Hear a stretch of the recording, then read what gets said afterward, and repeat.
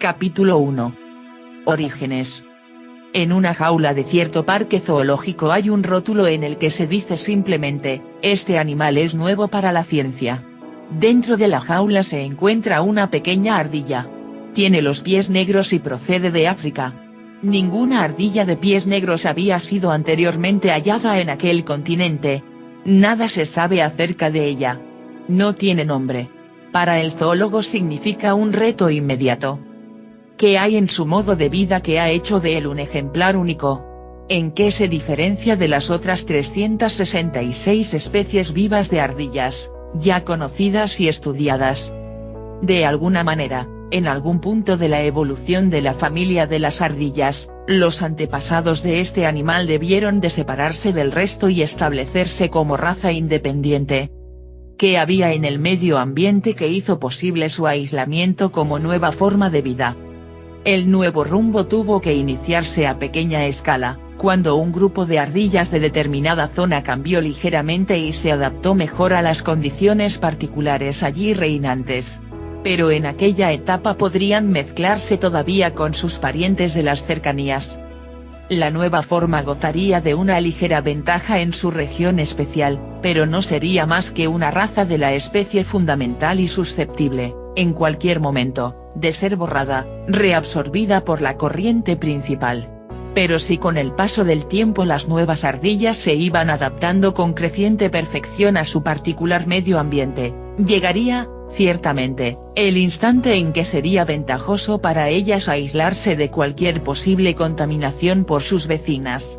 En esta fase, su comportamiento social y sexual experimentaría modificaciones especiales que harían improbables y, en definitiva imposibles, sus cruzamientos con otras clases de ardillas.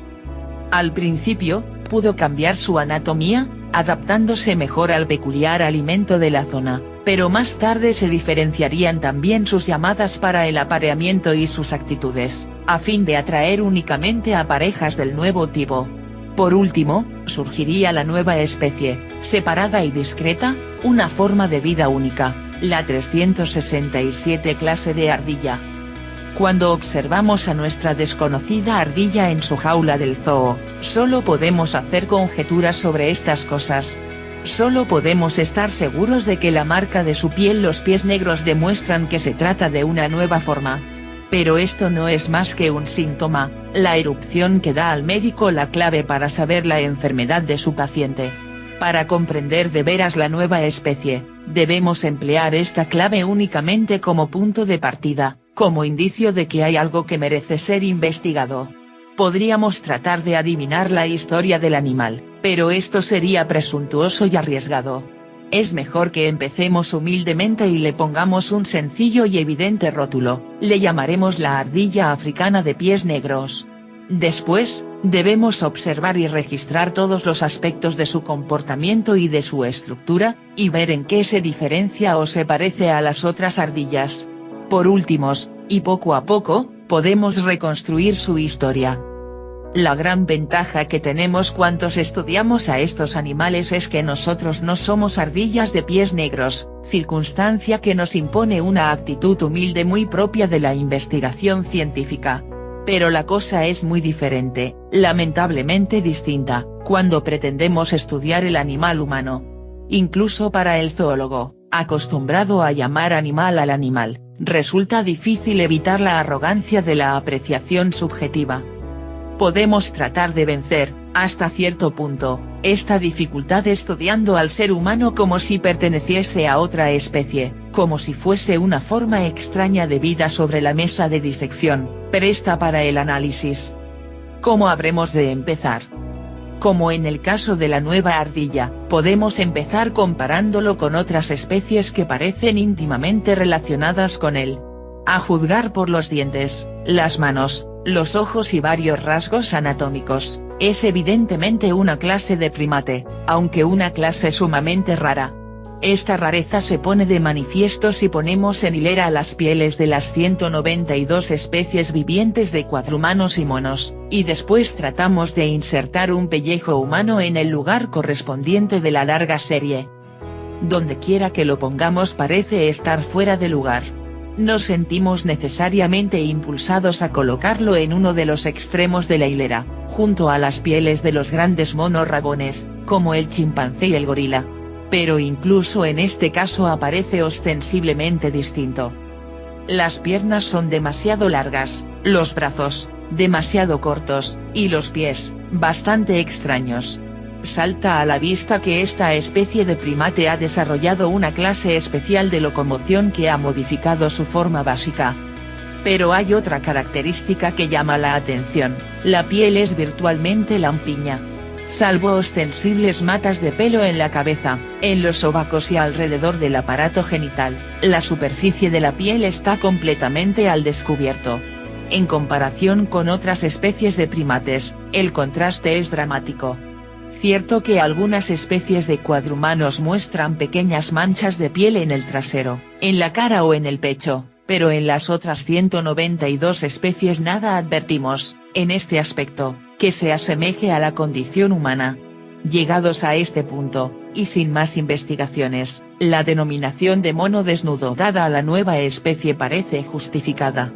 Es un nombre sencillo y descriptivo, fundado en la simple observación, y que no involucra presunciones especiales. Quizá nos ayudará a guardar un sentido de la proporción y a mantener nuestra objetividad. En vista de este extraño ejemplo, y ponderando la significación de sus rasgos peculiares, el zoólogo se ve obligado a establecer comparaciones. ¿En qué otros seres predomina la desnudez? ¿Los demás primates nos sirven de poco? Tenemos que buscar más lejos. Una rápida ojeada sobre toda la serie de mamíferos vivientes nos muestra que todos ellos permanecen aferrados a su capa velluda y protectora, y que poquísimas de las 4.237 especies existentes en la actualidad creyeron conveniente abandonarla.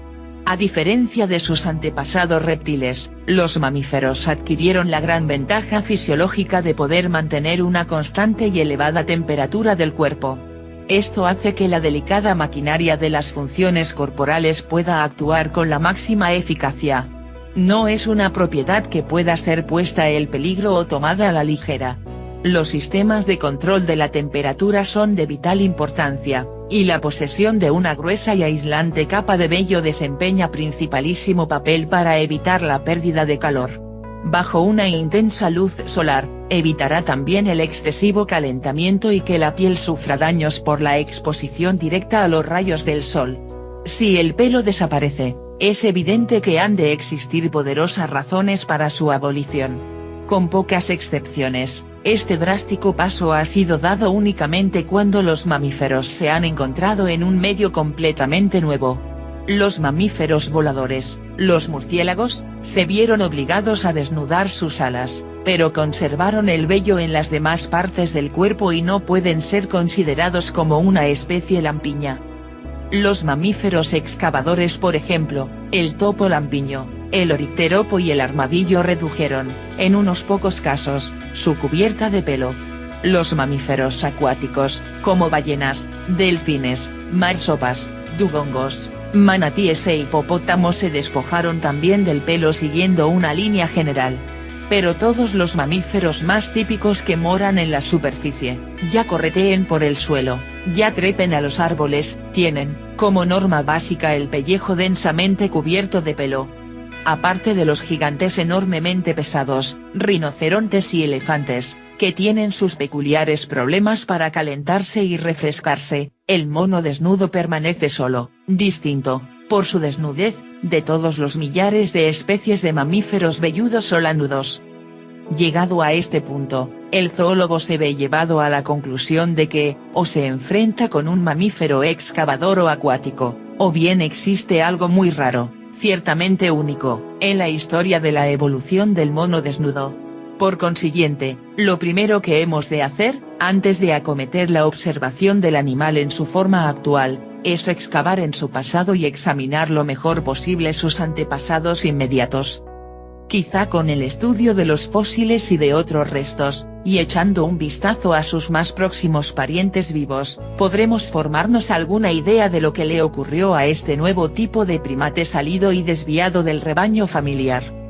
Nos llevaría demasiado tiempo presentar aquí todos los pequeños fragmentos de pruebas recogidos trabajosamente durante el pasado siglo.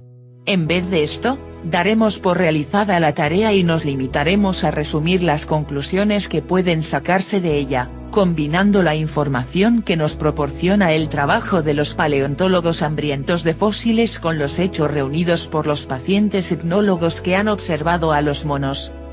El grupo de los primates, al cual pertenece nuestro mono desnudo, proviene originalmente del primitivo tronco insectívoro.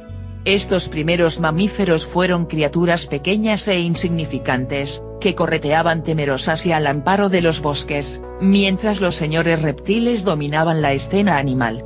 Entre 80 y 50 millones de años atrás, al colapsarse la era grande de los reptiles, los pequeños comedores de insectos empezaron a aventurarse por nuevos territorios. Allí se desparramaron y adquirieron muchas formas extrañas. Algunos de ellos se convirtieron en herbívoros y se metieron bajo tierra en busca de seguridad, o bien adquirieron patas largas y parecidas a zancos, que les permitían huir de sus enemigos. Otras se convirtieron en fieras de largas garras y afilados dientes. Aunque los reptiles mayores habían abdicado y desaparecido del escenario, el campo abierto volvió a ser campo de batalla. Mientras tanto, entre la maleza, animalitos de menudas patas seguían buscando su seguridad en la vegetación del bosque. Los primitivos comedores de insectos empezaron a ampliar su dieta y a resolver los problemas digestivos de la ingestión de frutas, nueces, bayas, yemas y hojas. Al evolucionar hacia las formas más toscas de primates, su visión mejoró, los ojos se fueron desplazando hacia la parte delantera de la cara, y las manos se desarrollaron para agarrar la comida.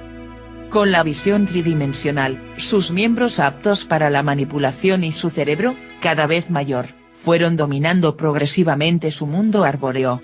Entre 25 y 35 millones de años atrás, estos premonos empezaron a evolucionar para convertirse en verdaderos monos. Sus colas se alargaron y se hicieron flexibles, y aumentó considerablemente el tamaño de su cuerpo. Algunos de ellos iniciaron el camino que había de convertirles en comedores de hojas, pero la mayoría conservó una dieta más variada y mixta.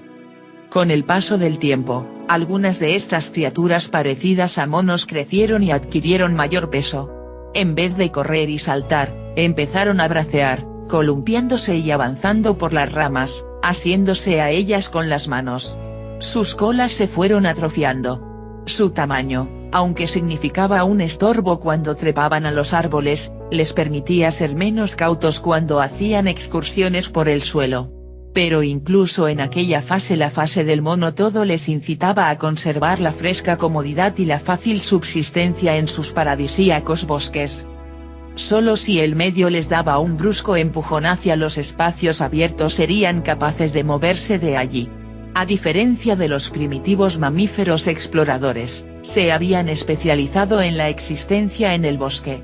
Se habían necesitado millones de años para perfeccionar esta aristocracia de los bosques, y si ahora los abandonaban tendrían que competir con los, a la sazón, desarrollados herbívoros y carnívoros que vivían a ras de tierra. Permanecieron, pues, en su sitio, comiendo frutos y cuidando de sus propios asuntos. Conviene hacer hincapié en que, por la razón que fuese, esta evolución del mono se desarrolló únicamente en el Viejo Mundo.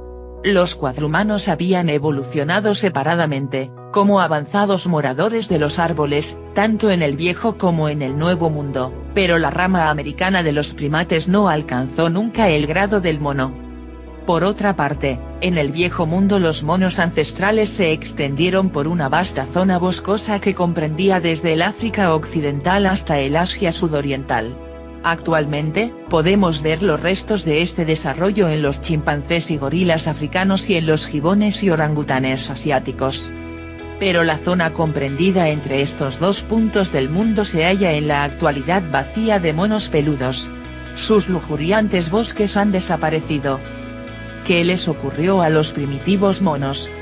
Sabemos que el clima empezó a trabajar contra ellos y que, hace aproximadamente unos 15 millones de años, sus dominios boscosos se vieron considerablemente reducidos en extensión. Los monos ancestrales se enfrentaron con un dilema: o bien tenían que aferrarse a lo que quedaba de sus viejos y boscosos hogares, o, en un sentido casi bíblico, se verían expulsados del jardín. Los antepasados de los chimpancés, gorilas, gibones y orangutanes permanecieron donde estaban y, desde entonces, su número ha ido disminuyendo poco a poco. Los antepasados del otro único superviviente, el mono desnudo, emprendieron la marcha, salieron de los bosques y se lanzaron a competir con los ya eficazmente adaptados moradores del suelo. Era una empresa arriesgada, pero, en términos de resultados evolutivos, rindió buenos dividendos. La historia mundial del mono desnudo a partir de este momento es bien conocida, pero conviene hacer de ella un breve resumen, porque si queremos llegar a una comprensión objetiva del comportamiento actual de la especie, es de vital importancia recordar bien los acontecimientos que siguieron. Al enfrentarse con un medio completamente nuevo, nuestros antepasados se encontraron ante una difícil perspectiva. O tenían que convertirse en mejores cazadores que los viejos carnívoros, o habían de aprender a apacentarse mejor que los viejos herbívoros. Hoy sabemos que, en cierto sentido, el éxito ha coronado ambos esfuerzos, pero la agricultura tiene solo una antigüedad de varios miles de años, y ahora estamos hablando de millones de estos. La explotación especializada de la vida vegetal del campo abierto estaba fuera del alcance de nuestros primeros antepasados, y tenía que esperar a que se desarrollase la técnica avanzada de los tiempos modernos. Faltaba el sistema digestivo necesario para una asimilación directa de la comida suministrada por los pastizales. La dieta de frutas y nueces del bosque podía adaptarse a una dieta de raíces y bulbos a nivel del suelo, pero existían graves limitaciones. En vez de estirar perezosamente el brazo para agarrar el fruto maduro de la rama, el mono que buscaba los vegetales del suelo se veía obligado a rascar y a escarbar fatigosamente la dura tierra para conseguir su precioso alimento. Sin embargo, su antigua dieta del bosque no se componía únicamente de frutos y nueces. Indudablemente, las proteínas animales tenían gran importancia para él. A fin de cuentas, su remoto origen se hallaba entre unos seres básicamente insectívoros, y su reciente morada arbórea había sido siempre rica en insectos. Jugosos escarabajos, huevos, jóvenes e indefensos polluelos, ranas arbóreas y pequeños reptiles debieron de abastecer su despensa. Mejor aún, no presentaban graves problemas a su sistema digestivo, bastante generalizado. Al bajar al suelo no le faltó en absoluto este abastecimiento de comida, y nada podía impedirle el aumento de esta parte de su dieta. Al principio, no podía compararse con el asesino profesional del mundo carnívoro.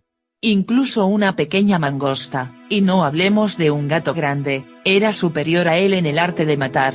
Pero animalitos de todas clases, indefensos o enfermos, se ofrecían a su rapiña, y este primer paso en el camino de comer carne resultó sumamente fácil.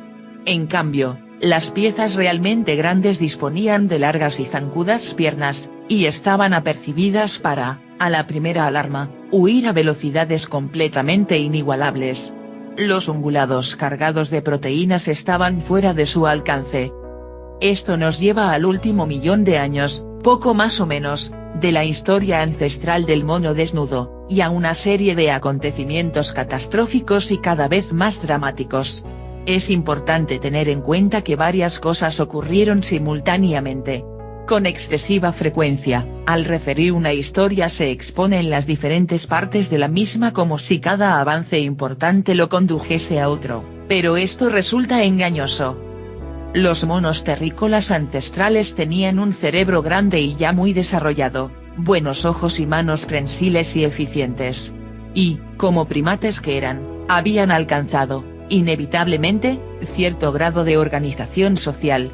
Entonces empezaron a producirse cambios vitales, mediante una fuerte presión para aumentar sus facultades de cazadores. Se volvieron más erectos, más veloces, más buenos corredores. Sus manos se libraron de las funciones propias de la locomoción, se fortalecieron y adquirieron eficacia en el manejo de las armas. Su cerebro se hizo más complejo, más lúcido, más rápido en sus decisiones. Pero estas cosas no se sucedieron en una serie importante y preestablecida, sino que florecieron juntas, con diminutos saltos, ora en una cualidad, ora en otra diferente, pero influyéndose mutuamente. Se estaba fraguando el mono cazador, el mono apto para matar. Podría arguirse que la evolución pudo haber dado un paso menos drástico, desarrollando un animal carnicero más parecido al gato o al perro, una especie de gato mono o perro mono, por el sencillo procedimiento de convertir los dientes y las uñas en armas salvajes parecidas a los colmillos y a las garras. Pero esto habría colocado al mono ancestral en competencia directa con los gatos y perros carniceros, ya sumamente especializados. Habría significado tener que competir con estos en su propio terreno, y el resultado habría sido, sin duda, desastroso para los primates en cuestión. Por lo que sabemos, esto pudo ocurrir y fracasar hasta el punto de no habernos dejado ninguna prueba. En vez de esto, se siguió un procedimiento completamente nuevo, el empleo de armas artificiales, y dio buen resultado. El paso siguiente al empleo de herramientas fue la confección de las mismas, y, paralelamente a este progreso, se perfeccionaron las técnicas de caza, no solo en lo tocante a las armas, sino también a la colaboración social. Los monos cazadores lo eran en grupo, y al mejorar su técnica de caza progresaron también sus métodos de organización social. Los lobos cazan en manada, pero el mono cazador tenía ya un cerebro mucho mejor que el lobo y podía ejercitarlo en problemas tales como la comunicación y la colaboración en grupo. Así, pudo desarrollar maniobras cada vez más complejas. Y el cerebro siguió creciendo. El grupo cazador estaba compuesto esencialmente de machos. Las hembras estaban demasiado ocupadas en el cuidado de los pequeños para poder representar un papel importante en la persecución y en la captura de las piezas. Al aumentar la complejidad de la caza y hacerse más largas las excursiones, el mono cazador sintió la necesidad de abandonar la vida incierta y nómada de sus antepasados. Necesitaba una morada base, un lugar al que volver con sus presas y donde las hembras y los pequeñuelos pudiesen esperar y compartir el yantar. Este paso, como veremos en ulteriores capítulos, produjo efectos sustanciales en muchos aspectos del comportamiento de los monos desnudos, incluso los más refinados, del mundo actual. De esta manera, el mono cazador se convirtió en mono sedentario. Y esto afectó a toda su estructura sexual, familiar y social. Su antigua vida nómada de comedor de frutos periclitó rápidamente. Había abandonado definitivamente su boscoso Edén. Era un mono con responsabilidades. Empezó a preocuparse del equivalente prehistórico de las máquinas lavadoras y de los frigoríficos. Empezó a inventar comodidades domésticas, fuego, despensa, refugios artificiales. Pero aquí debemos hacer un alto momentáneo, porque estamos entrando en el campo de la biología y en el reino de la cultura. La base biológica de estos pasos avanzados se encuentra en el desarrollo de un cerebro lo bastante grande y complejo para que el mono cazador pudiera darlos, pero la forma exacta que adopta no es ya cuestión de un control genético específico. El mono de los bosques, convertido sucesivamente en mono a ras de tierra, en mono cazador y en mono sedentario, se ha transformado en mono cultural. Conviene reiterar aquí que no nos interesan, en este libro, las explosiones culturales masivas que siguieron y de las que hoy en día se siente tan orgulloso el mono desnudo, el dramático progreso que le condujo, en solo medio millón de años, desde el encendido de una fogata hasta la construcción de vehículos espaciales. Es una historia emocionante, pero el mono desnudo corre el peligro de quedar deslumbrado por ella y olvidar que, debajo de su pulida superficie, sigue teniendo mucho de primate. Aunque la mona se vista de seda, mona se queda. Incluso el mono espacial tiene que orinar. Solo observando detenidamente nuestro origen y estudiando a continuación los aspectos biológicos de la manera en que actualmente nos comportamos como especie, podremos realmente llegar a una comprensión equilibrada y objetiva de nuestra extraordinaria existencia. Si aceptamos la historia de nuestra evolución tal como ha sido aquí esbozada, un hecho se destaca con toda claridad, a saber, que, en el fondo, llegamos a ser primates rapaces. Esto hace que seamos únicos entre todos los simios existentes, pero las importantes conversiones de esta clase tampoco son desconocidas en otros grupos.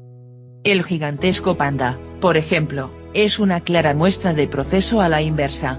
Así como nosotros somos vegetarianos convertidos en carnívoros, el panda es un carnívoro que se volvió vegetariano, y, como nosotros, es en muchos aspectos una criatura extraordinaria y única. La cuestión es que un cambio importante de esta clase produce un animal con doble personalidad. Una vez en el umbral, se lanza a su nuevo papel con energía evolutiva, hasta el punto de que conserva mucho de sus antiguos rasgos. Ha pasado poco tiempo para que pueda desprenderse de sus viejas características mientras asume apresuradamente las nuevas. Cuando los antiguos peces empezaron la conquista de la tierra seca, sus nuevas cualidades terrestres se desarrollaron a gran velocidad, pero siguieron arrastrando sus viejas cualidades acuáticas. Se requieren millones de años para confeccionar un modelo animal drásticamente nuevo, y las primeras formas son, en general, mezclas muy extrañas. El mono desnudo es el resultado de una de estas mezclas.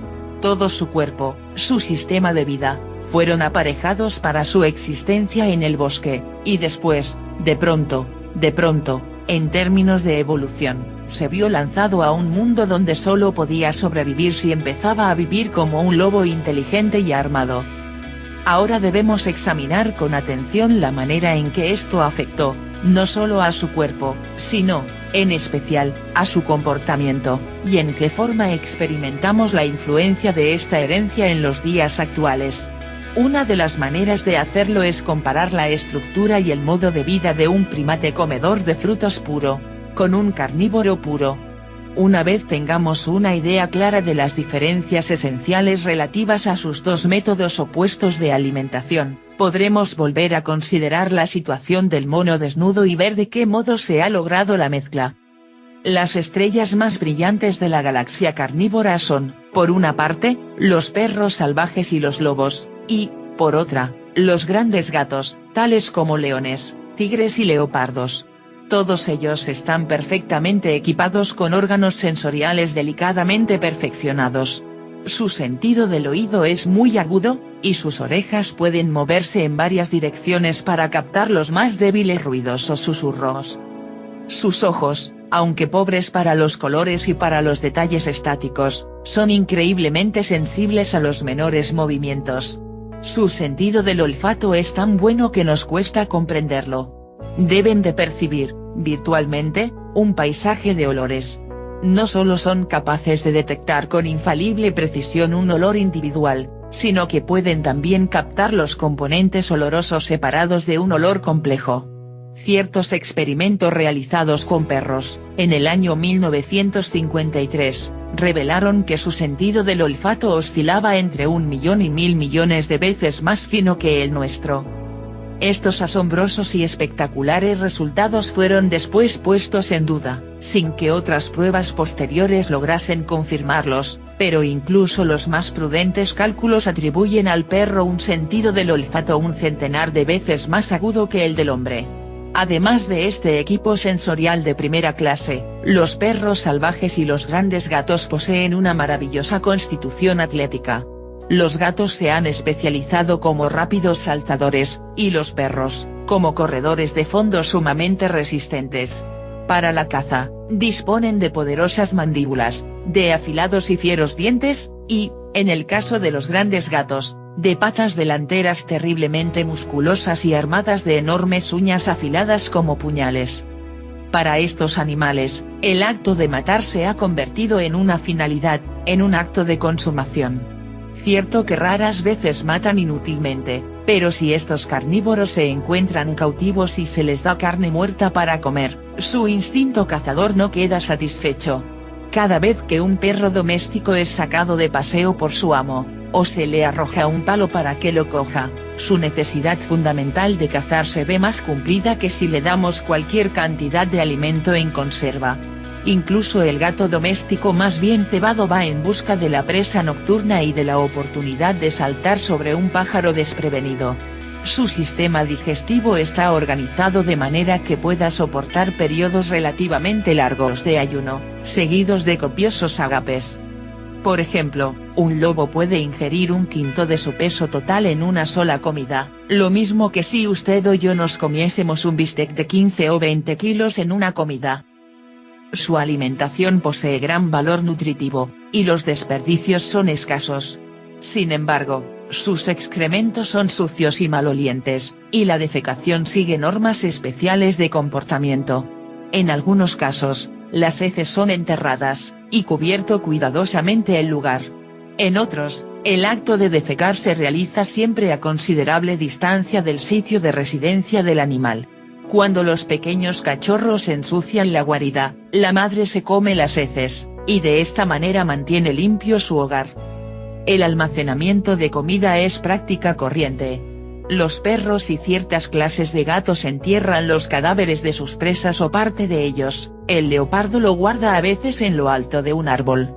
Los periodos de intensa actividad atlética, durante las fases de caza y de muerte, alternan con otros periodos de gran pereza y de descanso.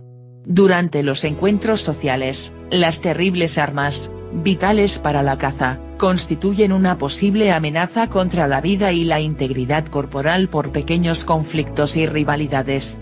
Si 2 lobos o 2 leones se acometen, ambos están tan poderosamente armados que la lucha puede fácilmente conducir, en pocos segundos, a la mutilación o a la muerte. Esto podría poner en grave peligro la supervivencia de la especie, y por esto, durante el largo curso de la evolución que dio a estos animales sus mortíferas armas, les fueron necesariamente impuestas grandes inhibiciones en el empleo de estas armas contra otros miembros de su propia especie. Estas inhibiciones tienen, al parecer, una específica base genética, no tienen que aprenderse. La evolución ha creado especiales actitudes sumisas que automáticamente apaciguan al animal dominante y le hacen renunciar a su ataque. La posesión de estas señales es parte vital del sistema de vida de los carnívoros puros. El método cinegético real varía de una especie a otra. Para el leopardo, consiste en la espera o acecho en solitario, y en un salto en el último momento. Para el guepardo, es un prolongado rastreo, seguido de una carrera desaforada. Para el león, constituye, a menudo, una acción de grupo, en la cual la presa, aterrorizada por un león, es conducida al lugar donde otros se encuentran ocultos. Para una manada de lobos, puede consistir en una maniobra envolvente y en la muerte de la presa por todo el grupo. Para una manada de perros cazadores africanos, es, prácticamente, una persecución implacable, donde los perros se suceden uno a otro en el ataque, hasta que la presa fugitiva se debilita por la pérdida de sangre. Recientes estudios efectuados en África han demostrado que la hiena manchada es también cazadora en manada, y no, como se había creído siempre, una animal que se alimenta, sobre todo, de carroña. Este error se debió a que las hienas se reúnen en manada por la noche, mientras que sus pequeños banquetes de carroña habían sido siempre observados durante el día. Cuando cae la noche, la hiena se convierte en un asesino implacable, tan eficaz como lo es el perro cazador durante el día. Llegan a reunirse hasta 30 animales para cazar juntos. Alcanzan fácilmente a las cebras o a los antílopes, a quienes persiguen y que no se atreven a correr a la velocidad que emplean durante el día. Las hienas empiezan por morder las patas a las presas que se ponen a su alcance, hasta que una de ellas queda lo bastante herida para rezagarse de una manada en fuga. Entonces, todas las hienas se le echan encima y muerden sus partes blandas, hasta que el animal cae y es rematado. Las hienas tienen su residencia en cubiles comunes. El grupo o clan que mora en esta residencia base puede componerse de 10 a 100 miembros. Las hembras no suelen alejarse de la zona que rodea su base, en cambio, los machos son más movedizos y, a veces, extienden sus correrías a otras zonas. Son frecuentes las luchas entre clanes y sus miembros son sorprendidos fuera de su territorio, pero hay pocas reyertas entre miembros de un mismo clan. Sabemos que el reparto de comida se practica en muchas especies. Naturalmente, cuando la caza se da bien, hay comida suficiente para todo el grupo de cazadores y no se producen pendencias, pero, en ciertos casos, llevan mucho más lejos el reparto. Por ejemplo, sabemos que los perros cazadores africanos regurgitan alimentos para darlos a sus compañeros al fin de la cacería. Algunos han llevado esta costumbre a un extremo que hizo decir de ellos que tienen un estómago común. Los carnívoros que tienen hijos pequeños se toman mucho trabajo para suministrar alimentos a sus retoños. Las leonas salen de caza y transportan comida hasta su cubil, o bien se tragan grandes pedazos de carne y lo regurgitan para sus cachorros. Se ha dicho que, en ocasiones, los leones machos ayudan en esta tarea, pero no parece ser una práctica corriente. Por el contrario, se sabe de lobos machos que han viajado 25 kilómetros en busca de comida para su hembra y sus hijos. A veces, traen grandes huesos carnosos para que sus pequeños puedan roerlos, otras, se tragan grandes pedazos de carne que, después, regurgitan en la entrada del cubil. Estos son, pues, algunos de los rasgos principales de los carnívoros especialistas, en lo que atañe a su vida de cazadores. ¿Qué relación guardan con los de los típicos monos y cuadrumanos comedores de frutos? El equipo sensorial de los primates superiores está mucho más dominado por el sentido de la vista que por el del olfato. En el mundo arbóreo, el hecho de ver bien es mucho más importante que el de oler bien, y la nariz se ha hundido considerablemente, para dar a los ojos un mejor campo visual. Cuando se trata de buscar comida, los colores de los frutos constituyen indicios importantes, y por esto los primates, a diferencia de los carnívoros, han desarrollado una buena visión de los colores. Sus ojos son también mejores para captar detalles estáticos. Su comida es estática, y la percepción de pequeños movimientos es para ellos menos vital que reconocer sutiles diferencias de forma y de composición.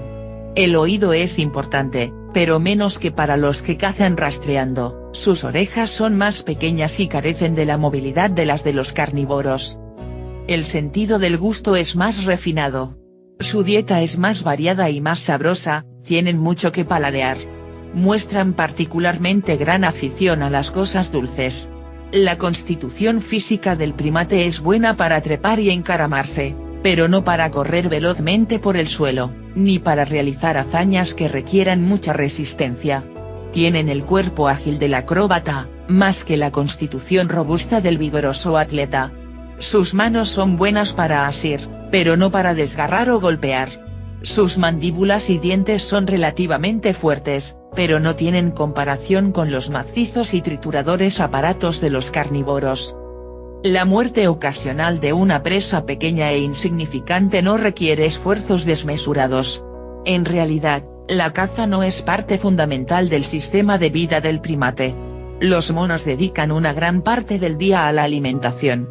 En vez de grandes festines seguidos de largos ayunos, los simios mastican poco y a menudo, es la suya una vida de continuos piscolabis. Desde luego, tienen sus periodos de descanso, principalmente al mediodía y durante la noche, pero no por esto deja de ser chocante el contraste. La comida se halla siempre presente, esperando que la cojan y la coman. Lo único que tienen que hacer los animales es trasladarse de un comedero a otro, cuando cambian sus gustos o cuando los frutos se acaban o maduran según la estación. No hay almacenamiento de comestibles, salvo el que momentáneamente realizan ciertos monos en las infladas bolsas de sus mejillas. Sus excrementos son menos malolientes que los de los comedores de carne, y no existe ninguna costumbre especial para librarse de ellos, los dejan caer sencillamente desde lo alto de los árboles, y de esta forma van a parar lejos de los animales. Como el grupo se halla en continuo movimiento, hay poco peligro de que determinada zona se convierta en un lugar demasiado sucio o apestoso. Incluso los grandes monos que duermen en nidos especiales se construyen cada noche una nueva cama en su nuevo alojamiento, por consiguiente, no tienen que preocuparse mucho del aspecto sanitario de su dormitorio. Sin embargo, es curioso observar que, en el 99% de nidos abandonados de gorila en una región de África, había excrementos dentro de ellos, y que en el 73% de los casos los animales habían dormido sobre ellos. Esto puede constituir un riesgo de enfermedad al aumentar las probabilidades de infección, y constituye una notable ilustración en la básica indiferencia fecal de los primates. Debido a la abundancia de comida y a su naturaleza estática, el grupo de primates no tiene ninguna necesidad de escindirse para salir en su busca. Pueden trasladarse, huir, descansar y dormir juntos en apretada comunidad, con cada uno de sus miembros observando los movimientos y acciones de los demás.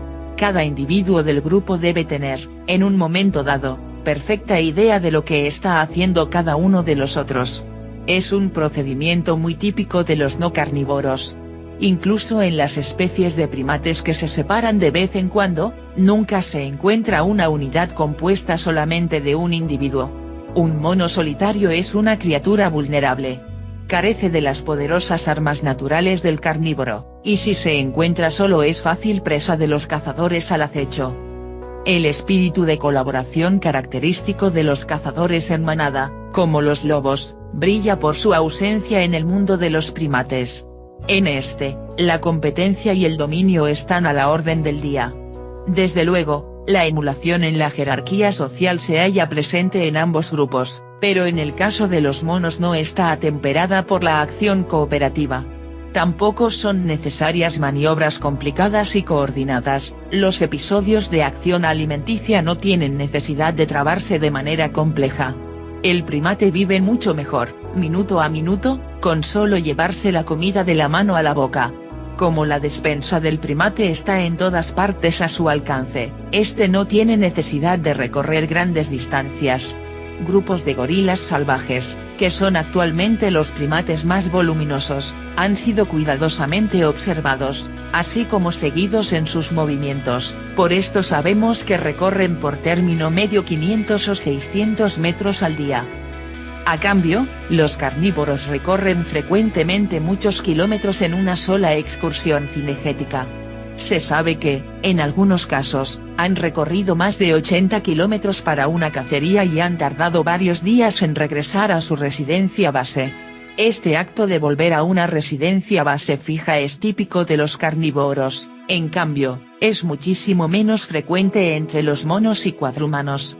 Cierto que un grupo de primates puede vivir en una zona definida con relativa claridad, pero lo más probable es que por la noche se echen a dormir en el sitio en que terminen sus correrías del día. Llegará a conocer la región general en que vive, porque se pasa el día correteando de un lado a otro por ella, pero se desenvolverá en toda la zona de manera completamente casual. También las relaciones entre un grupo y el vecino serán menos defensivas y menos agresivas que en el caso de los carnívoros. Un territorio es, por definición, una zona defendida, por consiguiente, los primates no son, típicamente, animales territoriales. Un pequeño detalle, que estimamos importante destacar aquí, es que los carnívoros tienen pulgas, cosas que no puede decirse de los primates. Los micos y los monos están plagados de piojos y de otros parásitos externos, pero, contrariamente a lo que suele pensarse, las pulgas no habitan en ellos, y esto por una buena razón. Para comprenderla, debemos considerar el ciclo vital de la pulga. Este insecto pone sus huevos no en el cuerpo de su anfitrión, sino entre la suciedad del sitio en que éste duerme. Los huevos tardan 3 días en dar pequeñas y reptantes larvas. Estas larvas no se alimentan de sangre, sino de los desperdicios acumulados en la suciedad del cubilo de la yacija. A las 2 semanas, tejen el capullo y se transforman en crisálidas. Permanecen en este estado letárgico durante otras 2 semanas, aproximadamente, y después adquieren su forma adulta, dispuestas a instalarse en el cuerpo de un adecuado anfitrión. Por esto, durante el primer mes de su vida la pulga se encuentra apartada de la especie que la alimenta. Es, pues, fácil comprender por qué los mamíferos nómadas, como el mono, no son molestados por las pulgas. Incluso si algunas pulgas despistadas logran instalarse y aparearse en el cuerpo de uno de aquellos, sus huevos quedarán atrás al trasladarse el grupo de primates, y cuando la crisálida salga del capullo no encontrará a su anfitrión en casa para continuar sus relaciones. Las pulgas son solamente parásitos de los animales que tienen un hogar fijo, como es el caso de los típicos carnívoros. Dentro de poco veremos la significación de este detalle. Al comparar los diferentes sistemas de vida de los carnívoros y los primates, me he referido, naturalmente, a los típicos cazadores en campo abierto, por una parte, y a los típicos comedores de frutos y moradores de los bosques, por otra. En ambos bandos existen pequeñas excepciones a la norma general, pero conviene ahora que observemos la única excepción importante, el mono desnudo. ¿Hasta qué punto fue capaz de modificarse a sí mismo, de conjurar su herencia frugívora con su reciente condición carnívora? ¿Y en qué clase de animal se convirtió por esta causa? Para empezar, poseía el equipo sensorial menos adecuado para la vida a ras de tierra. Su olfato era demasiado débil, y su oído no lo bastante agudo. Su constitución física, era irremediablemente inadecuada para las arduas pruebas de resistencia y para la veloz carrera. En cuanto a su personalidad, tendía más a la competitividad que a la colaboración, y era indudablemente inepto para el planeamiento y concentración. En cambio, tenía, por fortuna, un excelente cerebro, mejor, en términos de inteligencia general, que el de sus rivales carnívoros. Si conseguía mantener su cuerpo en posición vertical, modificar sus manos en un sentido y sus pies en otro, seguir mejorando su cerebro y emplearlo lo mejor posible, podía tener una probabilidad de éxito. Esto es fácil de decir, pero en realidad necesitó muchísimo tiempo y tuvo toda clase de repercusiones en otros aspectos de su vida cotidiana, como veremos en ulteriores capítulos. Lo que de momento nos interesa es la forma en que esto se produjo y la manera en que afectó a su comportamiento de caza y de alimentación. Como la batalla tenía que ganarse más con inteligencia que con bravura, la evolución tenía que dar un paso decisivo para aumentar en gran manera el poder del cerebro. Y ocurrió algo bastante raro, el mono cazador se convirtió en un mono infantil. Este truco de la evolución no es único, ha ocurrido en muchos y diferentes casos. Dicho en términos vulgares, es un proceso, llamado neotenia, por el cual ciertos rasgos juveniles o infantiles se conservan y prolongan en la vida adulta. Ejemplo famoso de ello es el ajolote, especie de salamandra que puede permanecer toda la vida en estado de renacuajo y que es capaz de procrear en esta condición. Para comprender mejor la manera en que este proceso de neotenia ayuda al cerebro del primate a crecer y a desarrollarse, observaremos el feto de un mono típico. Antes del nacimiento, el cerebro del feto de mono aumenta rápidamente en complejidad y tamaño. Cuando nace el animal, su cerebro ha alcanzado ya el 70% de su tamaño adulto y definitivo. El restante 30% de crecimiento es alcanzado rápidamente durante los 6 primeros meses de vida. Incluso el cerebro del joven chimpancé alcanza su pleno crecimiento a los 12 meses del nacimiento. En cambio, en nuestra especie, el cerebro tiene, al nacer, solo el 23% de su tamaño adulto y definitivo. El crecimiento rápido prosigue durante los 6 primeros años, y no se alcanza el pleno desarrollo hasta los 23, aproximadamente. Así, pues, en nuestro caso, el crecimiento del cerebro prosigue durante los 10 años después de que alcancemos la madurez sexual, mientras que, en el chimpancé, termina 6 o 7 años antes de que el animal sea capaz de reproducirse. Esto explica claramente lo que quisimos decir al declarar que nos habíamos convertido en monos infantiles. Pero es preciso matizar esta declaración. Nosotros, o, mejor dicho, nuestros antepasados monos cazadores, nos hicimos infantiles en ciertos aspectos, pero no en otros. Mientras nuestros sistemas reproductivos avanzaban velozmente, nuestro desarrollo cerebral quedaba rezagado. Y lo mismo ocurrió con otras partes de nuestra estructura animal, a fin de ayudarle a sobrevivir en el nuevo medio, arduo y hostil.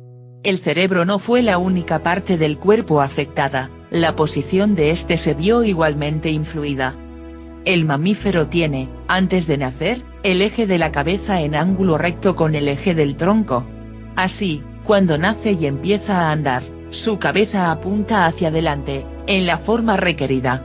Si el animal echara a andar sobre las patas traseras, en posición vertical, su cabeza apuntaría hacia arriba, miraría al cielo. Por consiguiente, para un animal vertical, como el mono cazador, tenía gran importancia mantener el ángulo fetal de la cabeza, quedando ésta en ángulo recto con el cuerpo, de modo que, a pesar del nuevo sistema de locomoción, mirase hacia adelante.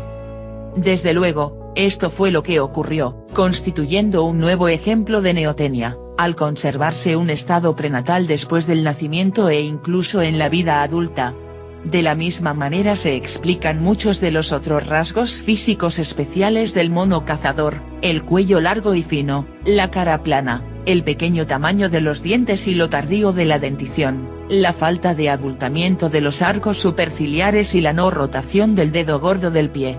El hecho de que tantas características embrionarias separadas fuesen potencialmente valiosas para el mono cazador en su nuevo papel, constituyó el impulso evolucionista que necesitaba.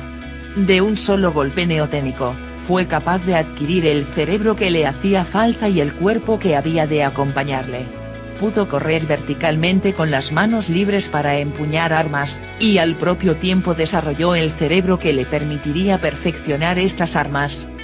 Más aún, no solo aumentó su inteligencia para manipular los objetos, sino que prolongó su infancia, para aprender durante la misma de sus padres y de los otros adultos. Los monos y los chimpancés pequeños son juguetones, curiosos e inventivos, pero esta fase se extingue rápidamente.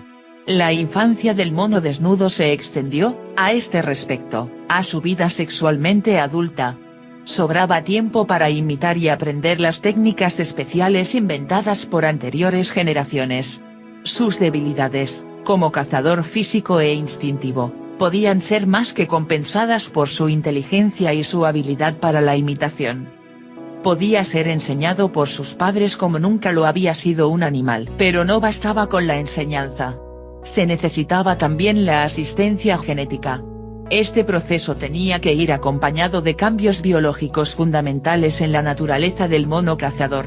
Si tomásemos, simplemente, un primate típico, de los que viven de frutos en los bosques, como los anteriormente descritos, y le diésemos un cerebro grande y un cuerpo de cazador, le sería difícil, sin otras modificaciones, convertirse en un mono cazador apto.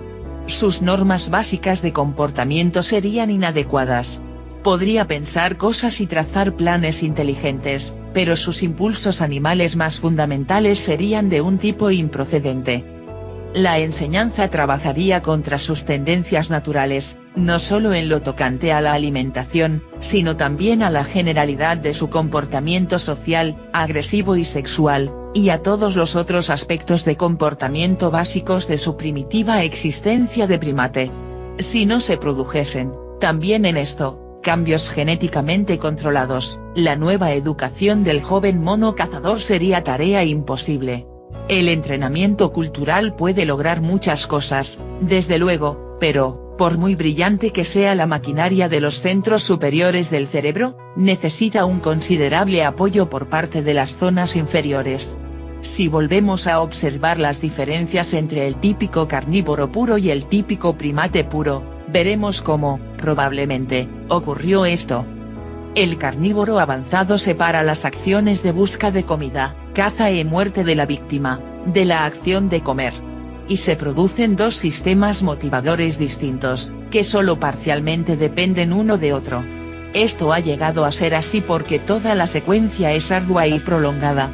El acto de alimentarse es demasiado remoto, y por esto el acto de matar tiene que convertirse en algo apetecible por sí mismo.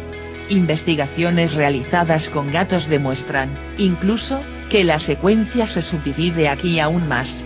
Cazar la presa, matarla, prepararla, desplumarla, y comerla, cada uno de estos actos tiene su propio sistema motivador parcialmente independiente. Si es satisfecha una de estas exigencias de comportamiento, esto no presupone que quedan automáticamente satisfechas todas las demás. Para el primate comedor de frutos, la situación es completamente distinta. Cada episodio de alimentación, comprendido el de la simple busca de comida y su consumo inmediato, es relativamente tan breve que son innecesarios los sistemas separados de motivación. Esto es algo que, en el caso del mono cazador, requería un cambio, Y un cambio radical. La caza tendría que tener su propia recompensa, no podría seguir siendo un simple episodio de apetito conducente a la consumación de la comida. Tal vez, como en el gato, la caza, la muerte de la víctima y la preparación de la comida darían origen a objetivos propios, separados e independientes se convertirían en fines para sí mismos. Cada uno de ellos tendría necesidad de expresarse, y no quedaría satisfecho con la satisfacción de otro cualquiera. Si examinamos como haremos en otro capítulo el comportamiento actual de los monos desnudos, en lo concerniente a la alimentación, veremos que existen numerosos indicios de que ocurre en ellos algo parecido a esto. Además, para convertirse en un matador biológico, como opuesto al cultural, el mono cazador tenía también que modificar el horario de su comportamiento en lo referente a la alimentación. Se acabaron los continuos piscolabis y empezaron las copiosas comidas espaciadas. Empezó a practicarse el almacenamiento de alimentos. La básica tendencia a volver a un hogar estable tuvo que ser incorporada al sistema de comportamiento. Hubo que mejorar la orientación de las aptitudes caseras. La defecación tuvo que convertirse en una regla espaciada de comportamiento, en una actividad privada, carnívora, en vez de la actividad común, primate. Me he referido anteriormente a que una de las consecuencias del empleo de una morada fija es la posibilidad de verse atacado por las pulgas. También dije que los carnívoros tienen pulgas, pero no los primates. Si el mono cazador era el único primate que tenía una residencia fija, cabía esperar también que rompiese la norma de los primates con referencia a las pulgas, y este parece haber sido el caso. Sabemos que, en la actualidad, nuestra especie es atacada por estos insectos parásitos, y que tenemos incluso una clase especial de pulga perteneciente a una especie diferente de las otras y que ha evolucionado con nosotros. Si ha tenido tiempo suficiente para convertirse en una especie nueva, forzosamente tiene que haber permanecido con nosotros durante un largo periodo tan prolongado que debemos suponer que fue ya nuestro incómodo compañero en nuestros antiguos tiempos de monos cazadores. Desde el punto de vista social, el mono cazador tuvo que ver aumentado su impulso de comunicación y de cooperación con sus compañeros. Las expresiones faciales y la vocalización tenían que hacerse más complicadas. Con nuevas armas que manejar, tenía que desarrollar poderosas señales que impidieran los ataques dentro del grupo social. Por otra parte, con un hogar estable que defender, tenía que conseguir unos medios más poderosos de réplica contra los grupos rivales. Debido a las exigencias de su nuevo sistema de vida, tenía que reprimir sus fuertes impulsos de primate y no abandonar nunca el cuerpo inicial del grupo. Como parte de su nuevo instinto de colaboración, y debido al carácter aleatorio de sus provisiones de boca, tuvo que empezar a compartir sus alimentos. A semejanza de los paternales lobos antes mencionados, los monos cazadores machos tuvieron que llevar provisiones a casa, para el consumo de las hembras lactantes y de los pequeños que crecían poco a poco. Un comportamiento paternal de esta clase tenía que constituir una novedad, pues, según norma general de los primates, es la madre quien cuida de los hijos. Solo el primate inteligente, como nuestro mono cazador, conoce a su propio padre. Debido a la extraordinaria duración del periodo de dependencia de los jóvenes, y a las tremendas exigencias de estos, las hembras se encontraron casi perpetuamente confinadas en el hogar estable. El nuevo estilo de vida del mono cazador creó un problema especial a este respecto, un problema que no compartió con los típicos carnívoros puros. El papel de los sexos tenía que diferenciarse más. Al contrario de lo que ocurría con los carnívoros puros, las partidas de caza se convirtieron en grupos compuestos únicamente por machos. Si algo tenía que repugnar el carácter del primate, era precisamente esto. Para un primate macho viril, el hecho de salir en busca de comida y dejar a sus hembras sin protección contra los intentos de cualquier otro macho que pudiera rondar por allí, era algo inaudito. Ninguna dosis de entrenamiento cultural podía enderezar esta cuestión. Era algo que requería un cambio importante en el comportamiento social. La solución consistió en la creación de un lazo que apareaba a los individuos. Los monos cazadores macho y hembra tenían que enamorarse y guardarse fidelidad. Esto es una tendencia corriente en muchos otros animales, pero rara entre los primates. Resolvía 3 problemas de un solo golpe. Significaba que las hembras estaban ligadas a sus machos individuales y les permanecían fieles mientras estos estaban de caza. Significaba una reducción en las graves rivalidades sexuales entre los machos, lo que contribuía a desarrollar su espíritu de colaboración. Si tenían que cazar juntos y con provecho, no solo los machos fuertes, sino también los débiles, tenían que representar su papel. Estos últimos tenían que desempeñar su función central y no podían ser arrojados a la periferia de la sociedad, como ocurre con tantas especies de primates. Más aún, con sus armas recién perfeccionadas y artificialmente mortíferas, el mono cazador macho se veía fuertemente presionado a eliminar cualquier fuente de discordancia dentro de la tribu. En tercer lugar, la creación de una unidad familiar a base de un macho y una hembra redundaba en beneficio del retoño.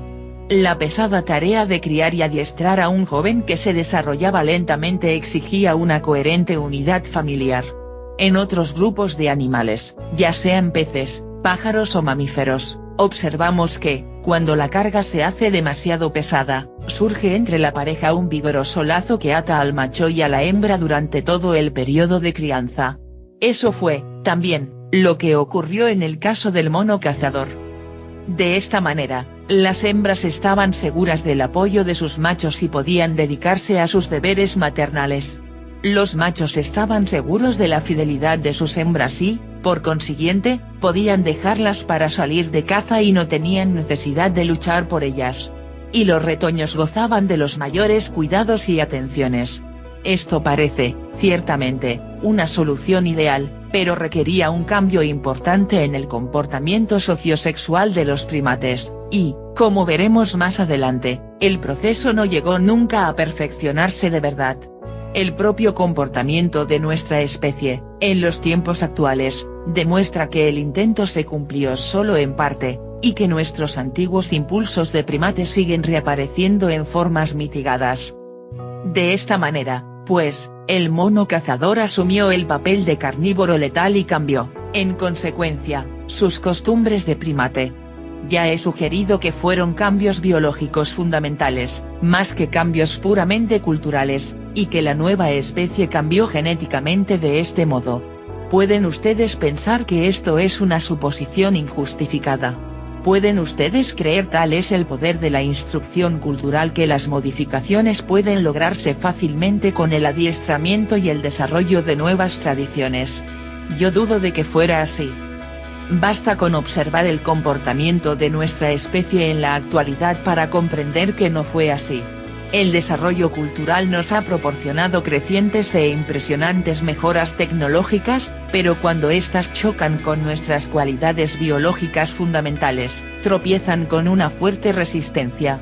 Las normas básicas de comportamiento establecidas en nuestros primeros tiempos de monos cazadores siguen manifestándose en todos nuestros asuntos, por muy elevados que sean. Si la organización de nuestras actividades terrestres, alimentación, miedo, agresión, sexo, cuidados paternales se hubiesen producido únicamente por medio culturales, no cabe duda de que actualmente la controlaríamos mejor y podríamos desviarla en uno y otro sentido, adaptándola a las crecientes y extraordinarias exigencias de nuestros avances tecnológicos. Pero no hemos hecho nada de esto. Hemos inclinado reiteradamente la cabeza ante nuestra naturaleza animal y admitido tácitamente la existencia de la bestia compleja que se agita en nuestro interior. Si somos sinceros, tendremos que confesar que se necesitarán millones de años, y el mismo proceso genético de selección natural que la originó, para cambiarla. Mientras tanto, nuestras civilizaciones, increíblemente complicadas, podrán prosperar únicamente si las orientamos de manera que no choquen con nuestras básicas exigencias animales, ni tiendan a suprimirlas. Desgraciadamente, nuestro cerebro pensante no está siempre de acuerdo con nuestro cerebro sensitivo. Hay muchos ejemplos que muestran el punto en que se han extraviado las cosas y en que las sociedades humanas se han estrellado o se han embrutecido. En los capítulos siguientes trataremos de ver cómo se ha producido esto, pero, ante todo, hay que contestar a una pregunta, la pregunta que hemos formulado al comenzar este capítulo. Cuando nos enfrentamos por primera vez con esta extraña especie, advertimos que tenía un rasgo que la diferenciaba inmediatamente de las demás en la larga hilera de primates. Este rasgo era su piel desnuda, que me indujo, como zoólogo, a ponerle a esta criatura el nombre de mono desnudo. Después, hemos visto que hubiéramos podido darle muchos otros nombres adecuados, mono vertical, mono artesano, mono cerebral, mono territorial, etc. Pero no fueron estas las primeras cosas que advertimos en él. Considerado simplemente como un ejemplar zoológico en un museo, es su desnudez lo que nos choca desde el primer momento, y por esto nos aferramos a aquel nombre, aunque solo sea para mantenernos en la línea de otros estudios zoológicos y para recordar que es por este camino especial por el que vamos a abordar el tema. Pero, ¿qué significa este extraño rasgo? ¿Por qué ha tenido que convertirse el mono cazador en mono desnudo? Desgraciadamente, los fósiles no nos sirven de mucho cuando se trata de diferencias de piel o de cabello, por esto no tenemos idea del momento exacto en que se produjo la gran denudación. Podemos estar bastante seguros de que no sucedió antes de que nuestros antepasados abandonaran sus hogares de los bosques.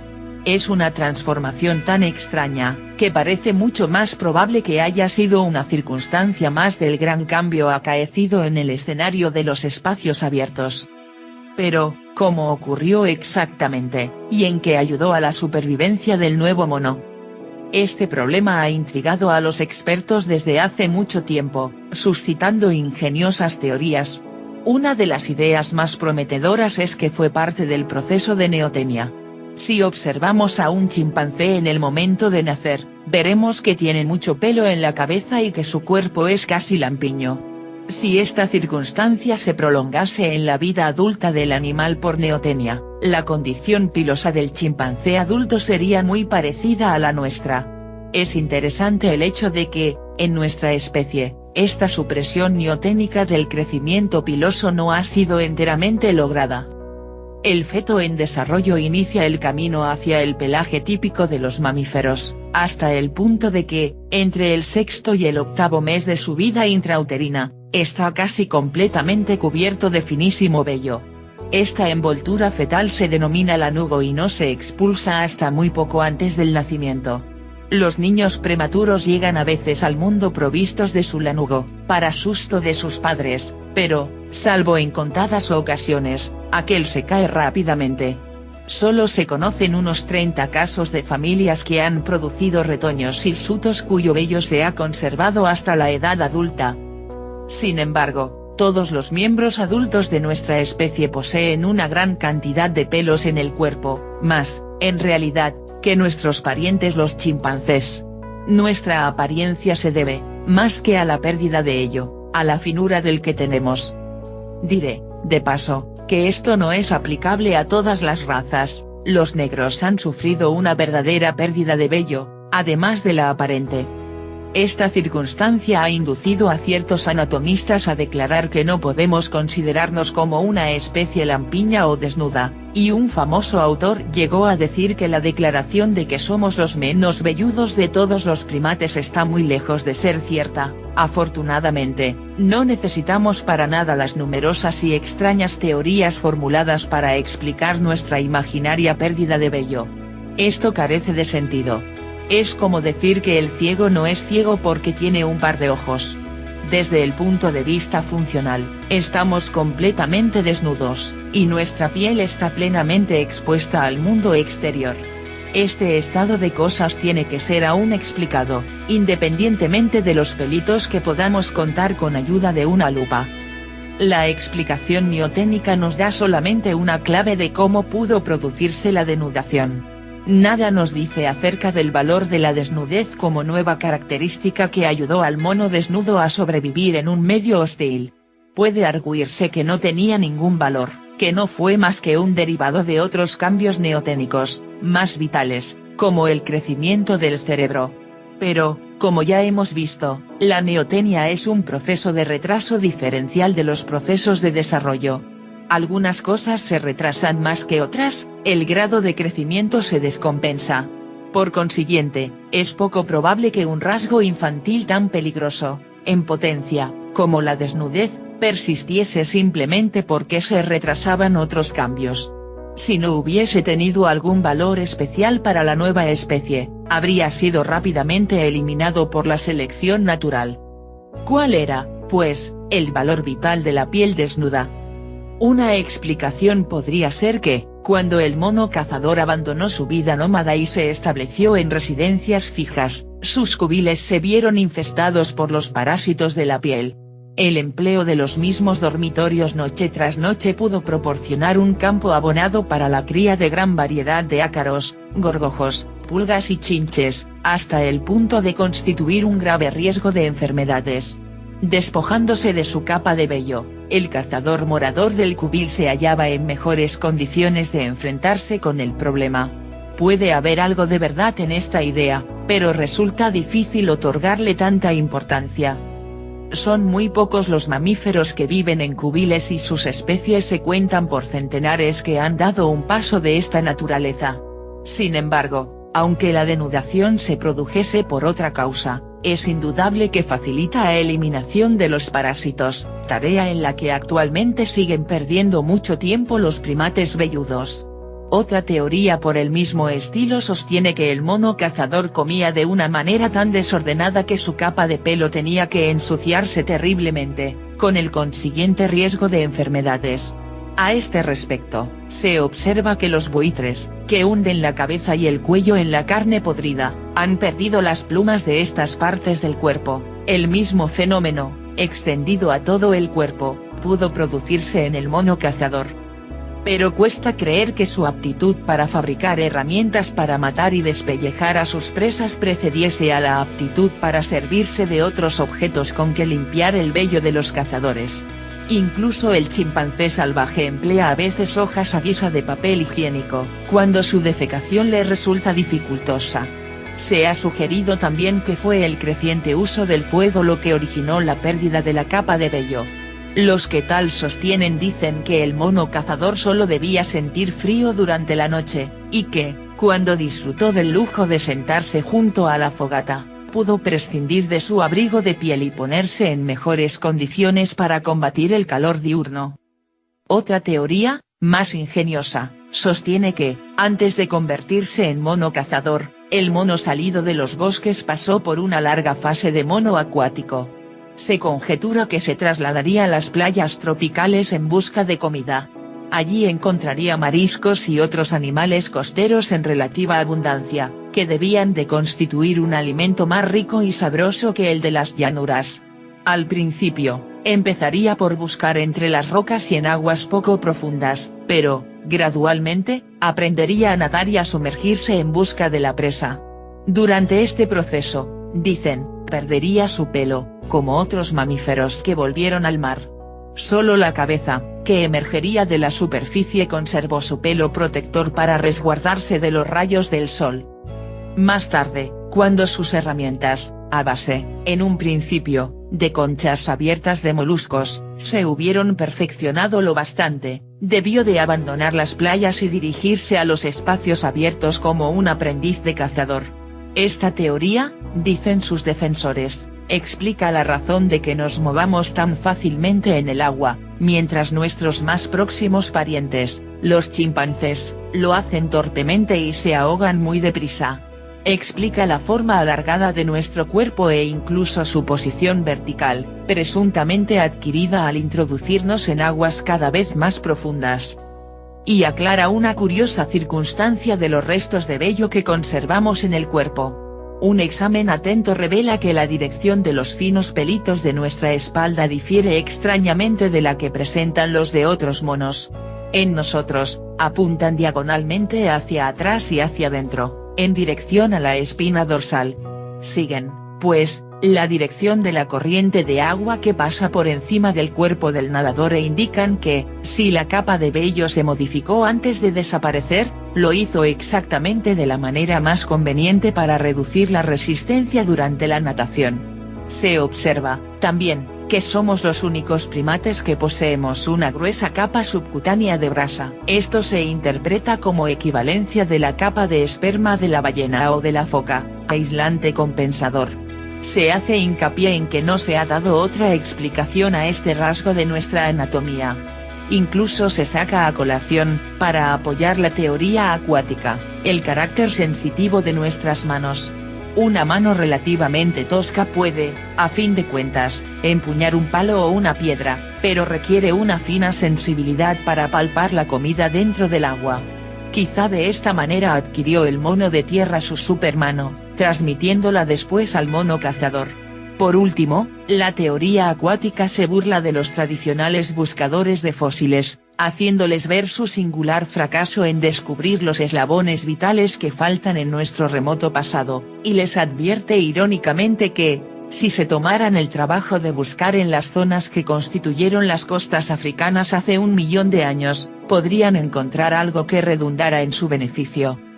Desgraciadamente, esto está todavía por hacer, y, a pesar de sus impresionantes indicios indirectos, la teoría acuática no tiene nada sólido en que apoyarse. Explica con claridad muchos rasgos especiales, pero exige, a cambio, la aceptación de una hipotética e importantísima fase de la evolución, no demostrada de manera directa. Aunque en definitiva, resultara verdad, no chocaría gravemente con el cuadro general de la evolución del mono como cazador partiendo del mono salido de los bosques. Significaría, simplemente, que el mono de tierra se dio una saludable zambullida. Otra teoría sugirió, sobre una base completamente distinta, que la pérdida del vello no fue una reacción contra el medio físico, sino un fenómeno de carácter social. En otras palabras, se produjo, no como artificio mecánico, sino que señal. Muchas especies presentan zonas lampiñas en su piel, y, en ciertos casos, parecen estas actuar como una especie de marcas de identificación, que permiten a un mono reconocer a otro, como perteneciente a su propia clase o a otra distinta. La pérdida de vello por el mono cazador es simplemente considerada como una característica, arbitrariamente elegida, que fue adoptada por esta especie como señal de identidad. Desde luego, es innegable que la absoluta desnudez debió de facilitar enormemente la identificación del mono desnudo, pero existen muchos medios menos drásticos de conseguir el mismo objeto sin necesidad de sacrificar una valiosa capa aislante. Otra sugerencia, que sigue una línea parecida, imaginó la pérdida de vello como una extensión de la diferenciación sexual. Dicen que los mamíferos machos son, generalmente, más velludos que las hembras, y que, al incrementarse esta diferenciación sexual, la hembra del mono desnudo se hizo cada vez más atractiva para el macho. La pérdida de vello afectaría también al macho, pero con mayor intensidad y con zonas especiales de contraste, como por ejemplo, la de la barba. Esta última idea explica, quizá, las diferencias sexuales en lo tocante a la vellosidad, pero también aquí puede decirse que la pérdida de la capa aislante habría sido un precio muy alto por la sola consecución de un mejor aspecto sexual, aun contando con la compensación de la grasa subcutánea. Una variante de esta teoría sostiene que la importancia sexual residía, más que en el aspecto, en la sensibilidad al tacto. Puede, en efecto, arguirse que, al exponer la piel desnuda durante los encuentros sexuales, tanto el macho como la hembra se hacían más sensibles a los estímulos eróticos. En una especie en que se estaba desarrollando la ligadura por parejas, esto aumentaría la excitación de las actividades sexuales y apretaría el lazo que unía a la pareja al intensificar el goce de la cópula. Quizá la explicación más corriente de la pérdida de vello es la que la considera como un medio de refrigeración. Al salir de los umbríos bosques, el mono cazador se exponía a temperaturas mucho más elevadas que las que estaba acostumbrado a soportar, y así se conjetura que se quitó el abrigo de piel para evitar un exceso de calor. Superficialmente, eso es bastante razonable. A fin de cuentas, también nosotros nos quitamos la chaqueta en los cálidos días de verano. Pero la teoría no resiste un examen más atento. En primer lugar, ninguno de los otros animales de campo abierto, me refiero a los que tienen aproximadamente nuestro tamaño, ha dado un paso de esta clase. Si la cosa hubiese sido tan sencilla, sin duda encontraríamos algunos leones o chacales lampiños. Sin embargo, están cubiertos de pelo corto, pero tupido. La exposición al aire de la piel desnuda aumenta, ciertamente, la posibilidad de pérdida de calor y, como saben muy bien nuestros bañistas, el peligro de lesiones por la acción de los rayos del sol. Experimentos realizados en el desierto han demostrado que las vestiduras ligeras pueden reducir la pérdida de calor al impedir la evaporación del agua, pero reducen también la absorción del mismo en un 55%, en comparación con el que se absorbe en un estado de desnudez total. A temperaturas realmente elevadas, los vestidos, gruesos y holgados, del tipo empleado en los países árabes, ofrecen aún más protección que las ropas ligeras. Cierran el paso al calor exterior y, al mismo tiempo, permiten que el aire circule alrededor del cuerpo y ayude a la evaporación del sudor. Salta a la vista que la situación es más complicada de lo que parecía. Mucho dependerá de los niveles exactos de temperatura del medio y de la cantidad de radiaciones solares directas. Aunque supongamos que el clima era favorable a la pérdida de vello, esto es, moderadamente caluroso, no intensamente cálido, todavía tendremos que explicar la chocante diferencia existente, a este respecto, entre el mono desnudo y los otros carnívoros que viven a campo raso. Podemos hacerlo de una manera que quizá nos dé la mejor solución a todo el problema de nuestra desnudez.